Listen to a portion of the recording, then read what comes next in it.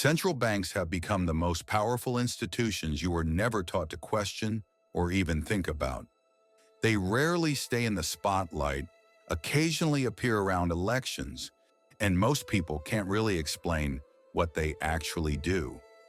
But central banks control the price of money, the direction of the economy, and the value of everything you earn through your labor. They can create wealth out of nothing or erase it overnight. And the strangest part is this: they don't really answer to you.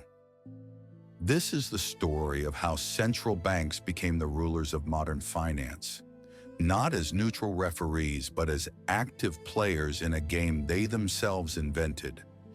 It is a story of hidden power, financial engineering, and the illusion of stability. And once you understand how it all began, you will never look at your salary, your debt, or your savings the same way again. Let's go back to 1694. England was bankrupt.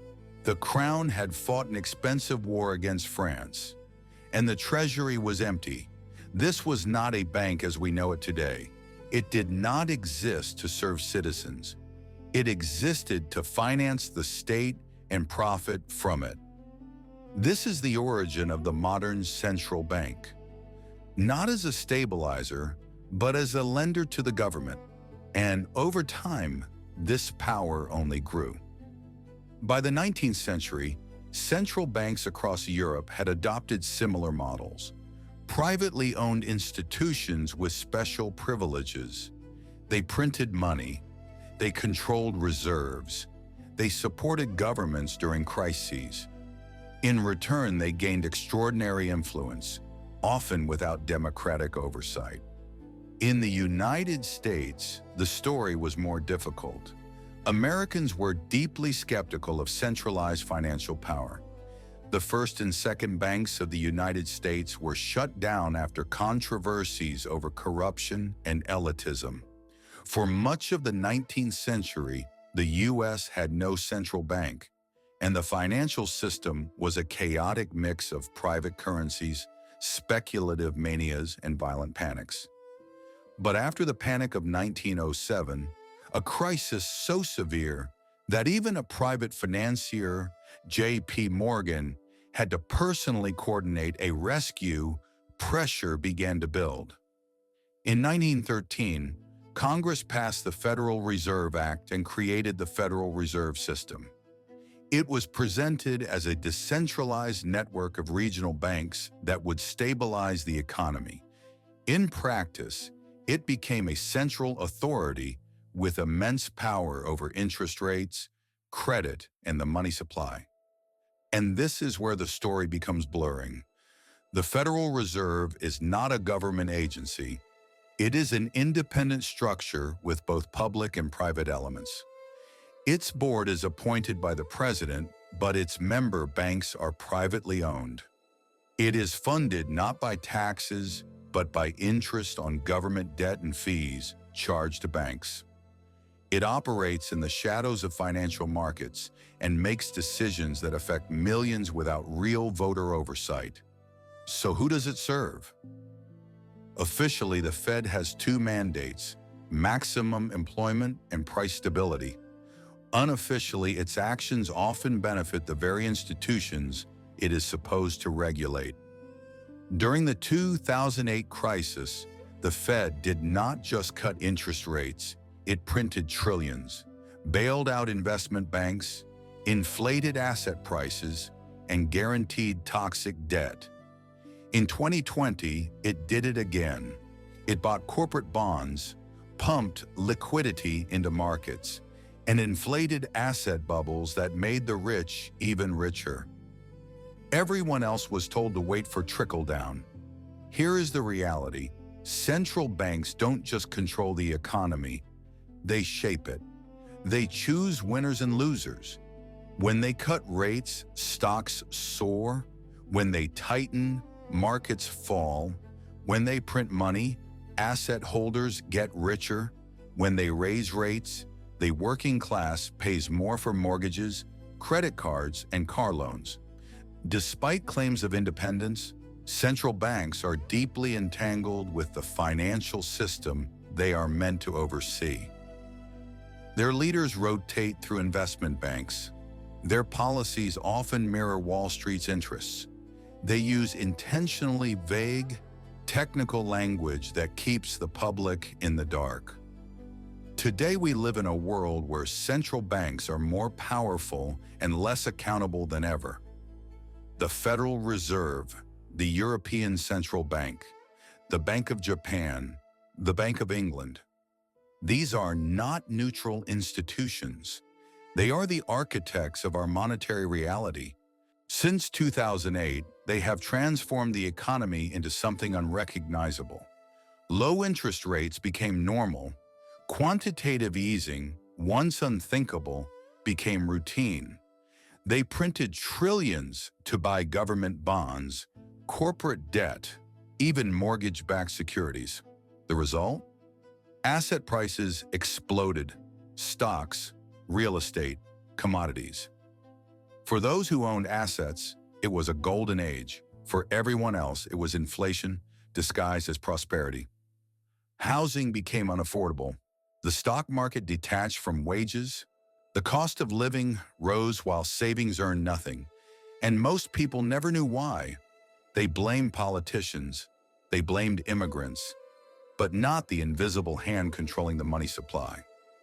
The hard truth is this: the modern financial system is not designed to set you free.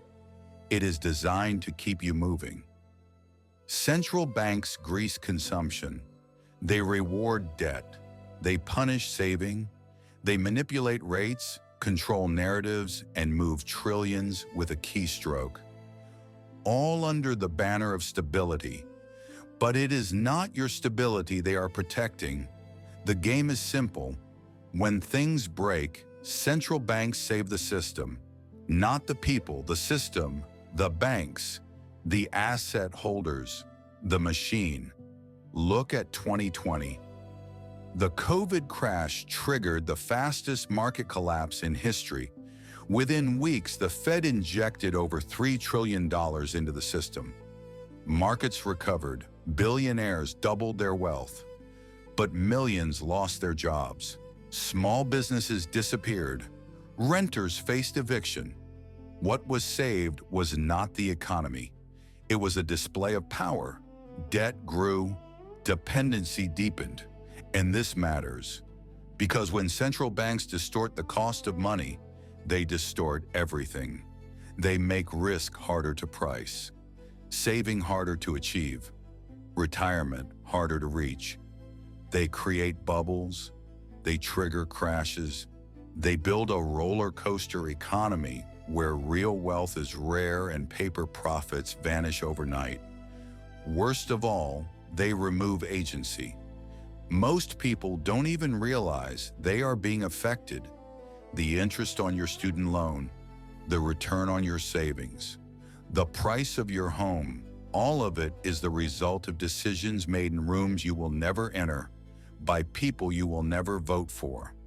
So who controls central banks? Officially, they are independent. In practice, they serve the system that created them. The banks, the markets, the entrenched financial class. The revolving door between Wall Street and central banking is not a conspiracy theory. It is a career pipeline. The language of central banking, obfuscation, academic tone, technical reports, serves one purpose: to keep outsiders out. But you are not an outsider anymore. Because once you understand how the financial system is built and how central banks enforce it, you can begin to break free. Financial education is not just about budgeting or investing. It is about power. It is about knowing that money is not neutral, that inflation is not random, that interest rates are political, and that freedom requires understanding the system and stepping outside its traps. This may mean holding assets that cannot be printed, building income streams not tied to debt cycles, rejecting the idea that prosperity only comes from growth. Because endless debt and consumption-driven growth is a treadmill. So what can you do? Start by seeing clearly. Central banks are not gods, they are players, and their tools. Interest rates, liquidity injections, asset purchases were never designed for your freedom. They were designed to stabilize markets, protect institutions, and preserve a fragile, debt-fueled economic architecture. You cannot fight this system directly, but you can position yourself outside its reach. Diversify, simplify, deleverage. Own what truly matters. Learn how money works. Teach others. Question the narratives. Because when the next crisis comes, and it will, the central bank will do what it always does. Protect the system. Protecting yourself is up to you.